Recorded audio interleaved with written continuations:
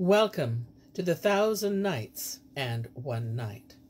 Now, when it was the 515th night, she pursued, "It hath reached me, O auspicious king, that King Tegma said to Lady Shamsah, Laud to Allah for that he hath caused thee to reunite me with my son. Verily, this is his exceeding bounty.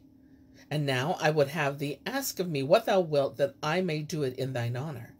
Quoth she, "I ask of thee that thou wilt build me a palace in the midst of a flower garden, with water running under it." And the king answered, "I hear, and I obey." And behold, up came Janshah's mother, attended by all the wives of the wazirs and emirs and nobles and the city notables. When her son had sight of her, he rose, and leaving the tent, went forth to meet her. And they embraced a long while, whilst the queen wept for excess of joy, and with tears trickling from her eyes, repeated the following verses. "Joy so overcometh me for stress of joy, in that which gladdeneth me, I fain shed tears.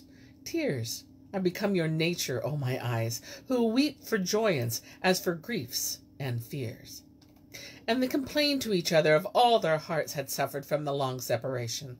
Then the king departed to his pavilion, and Janshah carried his mother to his own tent, where they sat talking till there came up some of the lady Shamshah's attendants, who said, "The princess is now walking hither in order to salute thee."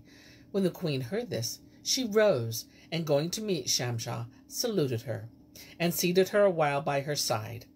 Presently the queen and her retinue of noble women, the spouses of emirs and grandees, returned with Princess Shamshah to the tent occupied by her daughter-in-law, and sat there. Meanwhile, King Tegmas gave great largesse to his levies and lieges, and rejoiced in his son with exceeding joy. And they tarried there 10 days, feasting and merrymaking, and living a most joyous life. At the end of this time, the king commanded a march, and they all returned to the capital, so that he took horse, surrounded by all the troops, with the wazirs and chamberlains to his right and left. Not ceasing they faring till they entered the city, which was decorated after the goodliest fashion. For the folk had adorned the houses with precious stuffs and jewelry, and spread costly brocades under the hoofs of the horses. The drums beat for glad tidings, and the grandees of the kingdom rejoiced and brought rich gifts, and the lookers-on were filled with amazement.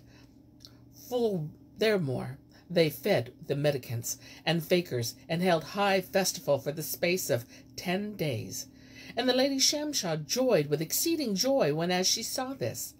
Then King Tegmas summoned architects and builders and men of art, and bade them build a palace in that garden. So they straightway proceeded to do his bidding. And when Janshah knew of his sire's command, he caused the artificers to fetch a block of white marble, and carved it, and hollowed it in the semblance of a chest, which being done, he took the feather vest of Princess Shamshah, wherewith she had flown with him through the air. Then, sealing the cover with the melted lead, he ordered them to bury the box in the foundation, and build over it the arches whereon the palace was to rest. They did as he bade them, nor was it long before the palace was finished. Then they furnished it with a magnificent edifice, standing in the midst of the garden, with streams flowing under its walls. Upon this the king caused Janshah's wedding to be celebrated with the greatest of splendor, and they brought the bride to the castle in state procession, and went their ways. When the lady Shamshah entered, she smelt and saw all the feelings of her feather gear. And Shahrazad perceived the dawn of the day, and ceased to say her permitted say.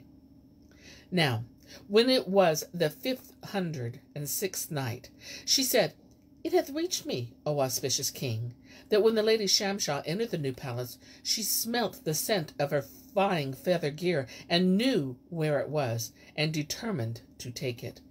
So she waited till midnight, when Janshah was drowned in sleep.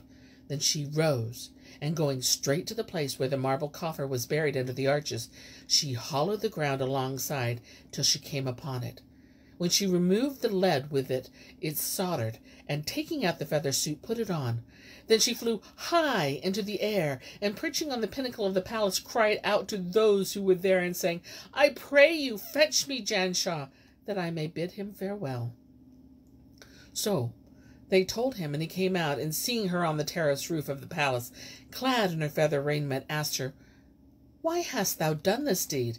And she answered, "O my beloved, and cooleth of mine eyes, and fruit of my heart, by Allah, I love thee passing dear, and I rejoice with exceeding joy in that I have restored thee to thy friends and country, and thou hast seen thy mother and father.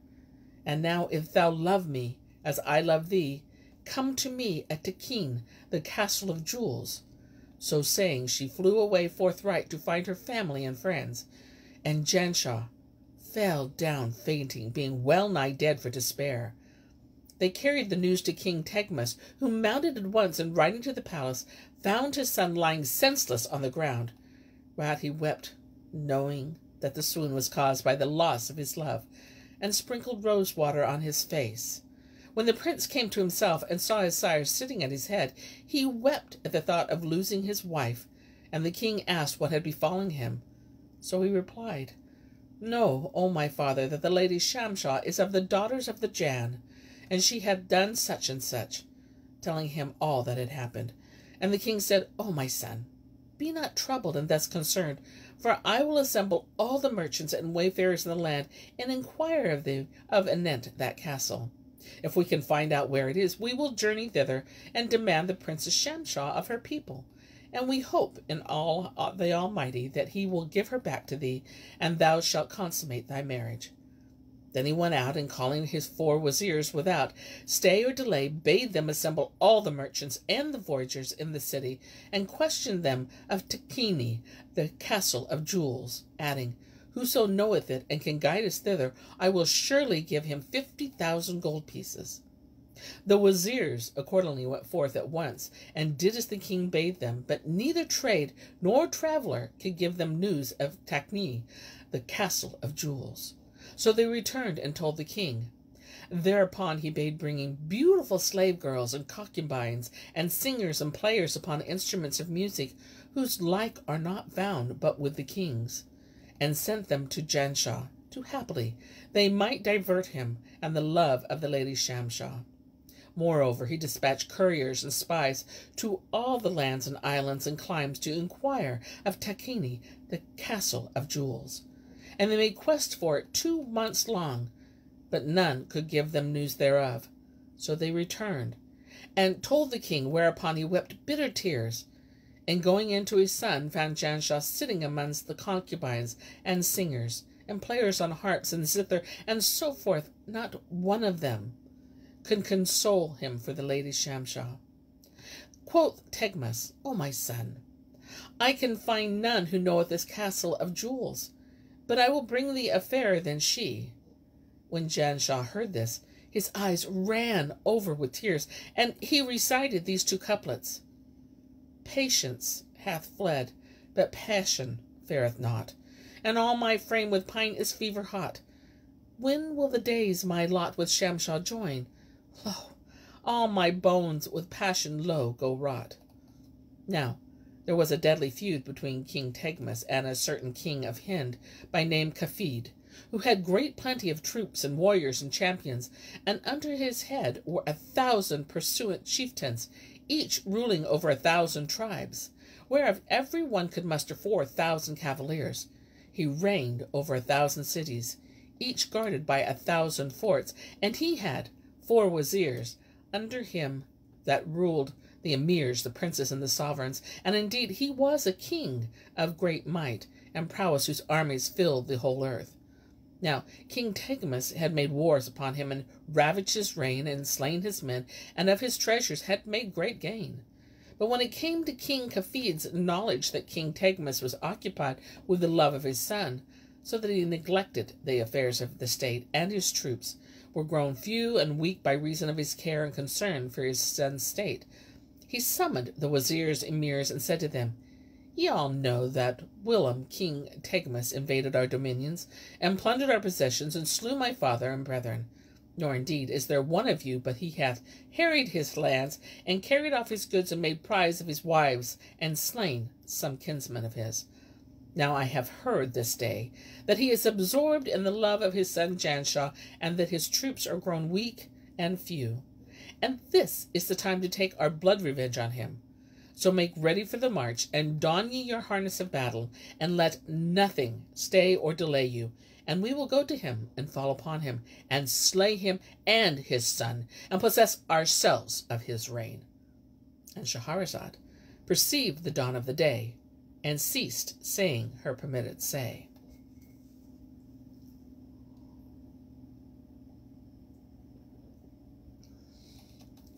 Now, when it was the 517th night, she continued, It hath reached me, O auspicious king, that Kafid, king of Hind, commanded his troops and armies to mount and make for the dominions of King Tegmas, saying, Get ye ready for the march, and don ye your harness of war, and let nothing stay or delay you. So we will go to him, and fall upon him, and slay him and his son, and possess ourselves of this reign. They all answered with one voice, saying, We hear and we obey. And they fell at once to equipping themselves and levying troops, and they ceased not their preparations for 3 months. And when all was in readiness, they beat the drums and sounded the trumps, and flew the flags and banners. And King Kafid set out at the head of his host, and they fared on till they reached the frontiers of the land of Kabul, the dominions of King Tegmas, where they began to harry the land and do havoc among the folk, slaughtering the old and taking the young prisoners. When the news reached King Tegmas, he was wroth and exceeding wrath, and assembling his grandees and officers of state, said to them, Know that Kafid hath come to our land, and hath entered the realm we command, and is resolved to fight us hand to hand. And he leadeth troops and champions and warriors, whose number none knoweth, save Allah Almighty. And deem them, replied they, O King of the age, let us go out to him, and give him battle, and drive him forth of our country, and thus deem well. So he bade them prepare for battle, and brought forth to them hauberks and cuirasses, and helmets and swords, to all manner of warlike gear, such as lay low warriors, and do to death the champions of mankind. So the troops and braves and champions flocked together, and they set up the standards, and beat the drums, and sounded the trumpets, and clashed the cymbals, and piped on the pipes. And King Tegmas marched out at the head of his army to meet the host of Hind. And when he drew near to the foe, he called a halt. And encamping with his host in the Zahan valley, hard by the frontier of Kabul, dispatched to King Kafid by messengers the following letter. Know that what thou hast done is of the doings of the villain rabble, and wert thou indeed a king, the son of a king, thou hast not done thus, nor hast thou invaded my kingdom, and slain my subjects, and plundered their property, and brought unright upon them. Knowest not that all this is the fashion of a tyrant? Verily, had I known that thou durst harry my dominions, I had come to thee before thy coming, and had prevented thee this long while since. Yet even now, if thou wilt retire and leave mischief between us and thee, well and good. But if thou return not, meet me in the listed field, and measure thyself with me in cut and thrust. Lastly, he sealed his letter, and committed it to an officer of his army, and sent them with his spies to spy him out news. The messenger fared forth with the missive, and drawing near the enemy's camp, he descried a multitude of tents of silk and satin, and pennons of blue sendal, and amongst them was a great pavilion of red satin, surrounded by a host of guards. He ceased not to advance till he made this tent, and found on asking that it was of King Kafid, whom he saw seated on his chair, seated with jewels in the midst of the wazirs and emirs and grandees. So we brought out the letter, and straightway came up to him with a company of guards, who took it from him and carried it to the king. And Kafid read it, and wrote a reply to his purport. After the usual invocations, we let King Tegmas know that we mean to take our blood revenge on thee, and wash out our stain, and waste thy reign, and rend the curtain in twain, and slay the old men, and enslave the young men. But tomorrow come thou forth to combat in the open plain, and to show thee thrust and fight will I deign. Then he sealed the letter and delivered it to the messenger, who carried it to King Tegmas. And Shahrazad perceived the dawn of the day, and ceased to say her permitted say. Now, when it was the 518th night, she said, It hath reached me, O auspicious king, that King Kafid delivered the answering letter to the messenger, who carried it to King Tegmas, and delivered it after kissing the ground between his hands. Then he reported all that he had seen, saying, O king of the age, I spied warriors and horsemen and footmen beyond count, nor can I assist thee to the amount.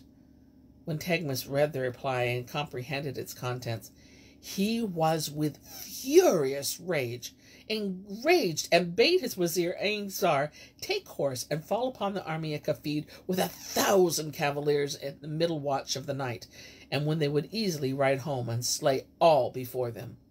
Ain-Zar replied, I hear, and I obey, and at once went forth to do his bidding.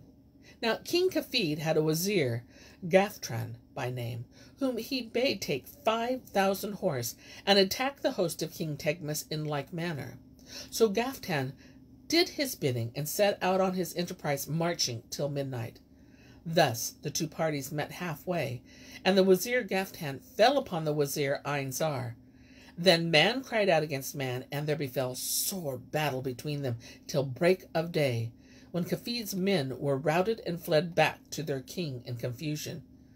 As Kafid saw this, he was wroth beyond measure, and said to the fugitives, Woe to you! What hath befallen you, that ye have lost your captains?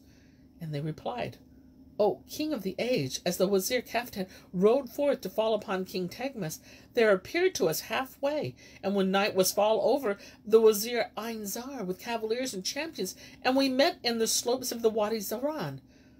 But ere we were ware, we found ourselves in the enemy's midst, I, meaning I, and we fought a fierce fight with them from midnight till morning, many on either side being slain. Then the wazir and his men fell to shouting and smiling, the elephants on the face, till they took fright at their furious blows, and turning tail to flee, trampled down the horsemen, whilst none could see other for the clouds of dust.